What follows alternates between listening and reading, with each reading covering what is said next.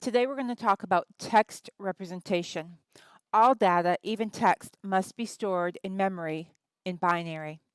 From the previous modules, we know that numbers can be represented in binary, but what about the non-numbers such as text, images, and sound? In order to store a text document, a picture, or a music file in the computer, somehow it must be stored as zeros and ones.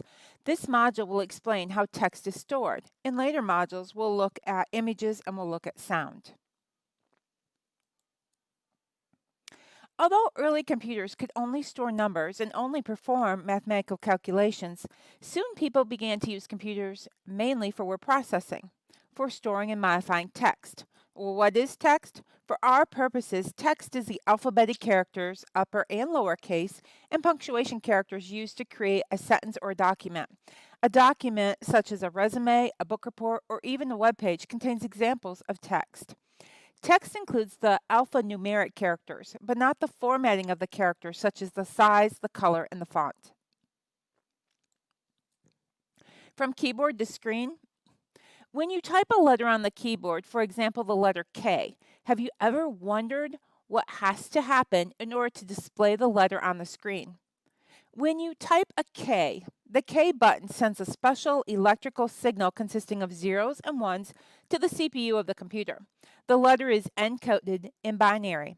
In order to display the letter you just typed on the screen, the computer must decode the binary to determine that the letter is a K, and then must display the image of a letter K.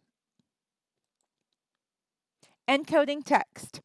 In order to store letters in memory, they must be encoded somehow as binary numbers. Since we know how to store numbers in binary, if we can assign each letter a unique number, then we can convert that number to binary. For example, if letter K has number 75, then we can convert 75 to unsigned binary 0100111, which will be the binary code for K. This is the method used to store letters in binary, by using a code that associates each letter of the text character set with a unique number. Although numerous codes have been developed, the most common encoding used in English-speaking countries is the ASCII code, which stands for American Standard Code for Information Interchange. The ASCII Table. The ASCII character set contains 128 characters, upper and lowercase letters, numbers, punctuation, symbols, and some non-printing characters such as a blank space. Before answering the questions on the left, scroll through the table to familiarize yourself with the characters that are represented. Notice that for convenience, we have shown the decimal value of each letter, but in the computer's memory, each letter is stored in binary. Please pause the video and answer the 3 questions that you see on the bottom left of the screen. Hopefully you've had a chance to try and figure out what the binary or ASCII code is for the letter H. Did you come up with 01001000? If you did, you are correct. What about the ASCII or binary code for a lowercase h? You should have gotten 011010000. What about the ASCII binary code for the space? That one is 0010000. English to ASCII.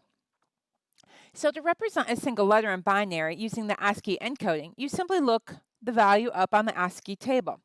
To represent text such as a sentence, you simply encode each symbol in the sentence, one after the other, including punctuation, spaces, numbers, and the carriage return or the enter key. For example, the code for I am is shown here on the screen. If you were to look up help me, you would see it would be encoded as 72, 69, 76, 80, 32, 77, 69, 33.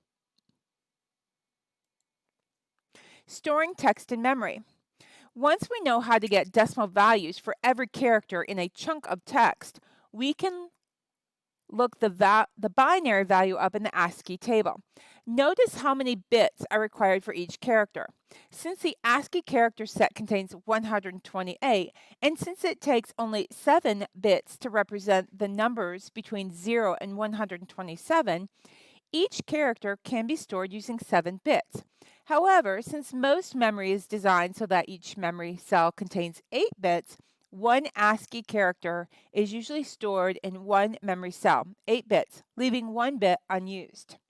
Store the ASCII values for the phrase in memory, starting at the location shown by looking up the binary values. So we've got the word help me again, or the sentence help me. This is what it would look like stored in memory. Decoding ASCII from binary to text. If you had some text stored in memory using the ASCII binary values, could you decode it to find out what it says? Try it here to look up the binary values in the table and type in the corresponding characteristics in the spaces provided to interpret the mystery word. Or you can convert the binary numbers to decimal and then look it up. Please pause the video and see if you can figure out what the mystery word is.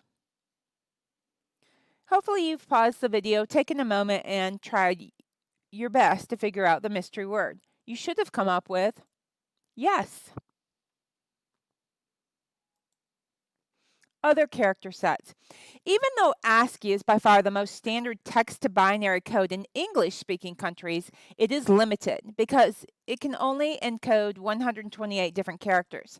This doesn't allow for characters from other languages such as Chinese, Japanese, and Hebrew. Gaining popularity is a newer character set called Unicode, which is intended to be a universal standard encoding for all languages. Initially, Unicode used 2 bytes, or 16 bits for each character, representing 65,536 different characters. Later, it was expanded to use 4 bytes per character, or 32 bits, so that it could represent over 4 billion different characters. Unicode uses a 16-bit string, which will allow for 65,536 different patterns. And we can see some different languages here, including Greek, Arabic, Hebrew, and Cyrillic. Numbers versus text. Now that we've seen how several different types of data can be represented in binary, we saw in Module 2 how to store a positive whole number using unsigned binary and a negative or positive number using signed binary. In this module, we have seen how to store characters using either the ASCII or the Unicode encoding. This means that a random byte in memory could be interpreted in different ways.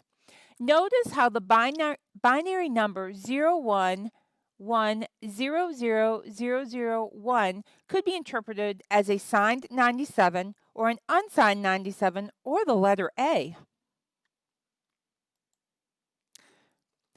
How does the computer know what the binary representation and how to decode it? Well, the answer, this is something that is handled by the computer program that's using the memory locations. The programmer tells the computer what type of data to store, where, and then the computer knows how to encode and decode it properly.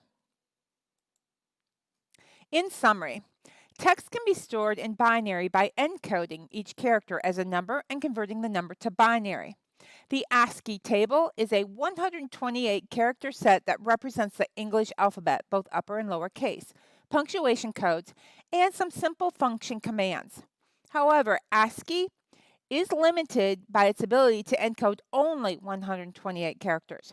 A larger table called Unicode can represent over 4 billion characters, which can better handle other languages such as Hebrew, Arabic, and Chinese.